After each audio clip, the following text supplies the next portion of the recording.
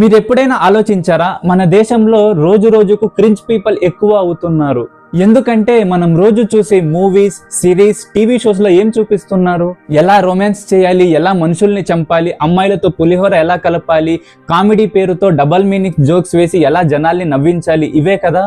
ఇవన్నీ చూసి నిబ్బా నిబ్బీలు అవ్వకుండా ఇంకేం ఆంటర్ప్రినర్స్ అవుతారా? అదే వేరే దేశాల్లో వాళ్ళు తీసే సినిమాలు almost science fiction, business, stock market and startup business ఇలాంటి మూవీస్ తీస్తారు. అందుకే అక్కడి పిల్లలు చిన్నప్పటి నుండే డబ్బు ఎలా సంపాదించాలి అని ఆలోచిస్తారు. జాపనీస్ పీపుల్ మనకంటే ముందు ఎందుకున్నారు? ఎందుకంటే వాళ్ళకి చిన్న వయసులోనే పెద్దలకి ఎలా రెస్పెక్ట్ ఇవ్వాలి అని నేర్పిస్తారు, సివిక్ సెన్స్ నేర్పిస్తారు, కొత్తగా ఏదైనా నేర్చుకుంటే వాళ్ళకి సపోర్ట్ ఇస్తారు.